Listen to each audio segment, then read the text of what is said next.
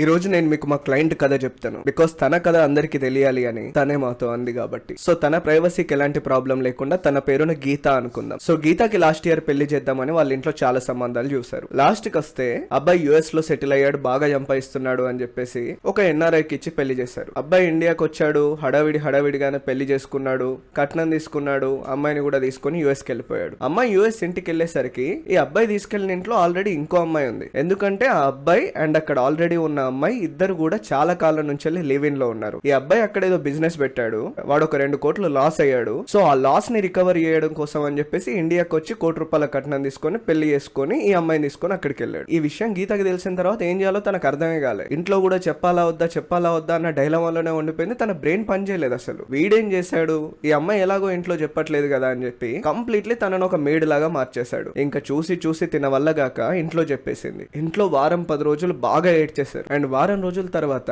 గీత వాళ్ళ నాన్న గీతకి ఫోన్ చేసి ఏమన్నాడో తెలుసా? సరే అయింది, ఏదో అయింది, ఇప్పుడు ఈ విషయం గనక మన ఊర్లో తెలిస్తే మన పరువు పోతుంది, ఎలాగోలా నువ్వు అక్కడే అడ్జస్ట్ అవ్వు అని చెప్పేసి అన్నాడు. ఆ మాట విన్న తర్వాత గీత గుండె పలిగిపోయింది నిజంగా. బికాస్ కన్న కూతురి జీవితాన్ని పరువుతో ట్రేడ్ చేసిన ఫాదర్ కదా ఆయన. ఈ అమ్మాయి ఇంటికి చాలా సార్లు ఫోన్ చేసింది, కొన్ని డబ్బులు వేయండి, టికెట్ బుక్ చేసుకుంటాను, నేను ఇంటికి వస్తాను అని చెప్పేసి. కానీ ఎంతకీ అమ్మాయి ఎక్కడ ఇంటికి వచ్చేస్తుందో అని చెప్పేసి టికెట్ కూడా ఇంట్లో నుంచి డబ్బులు వేయలేదు. ఫైనల్లీ వాళ్ళ ఫ్రెండ్స్ అందరూ కలిసి తలా ఒక 15,000 20,000 జమ చేసుకొని అమ్మాయి అకౌంట్ లో వేసి, అక్కడ యుఎస్ లో ఇంకో అమ్మాయి ఉంటే తన హెల్ప్ తీసుకొని ఫైనల్లీ తన ఇండియాకి వచ్చేసింది. అప్పటికి కూడా ఇంట్లో వాళ్ళు యాక్సెప్ట్ చేయలేదు.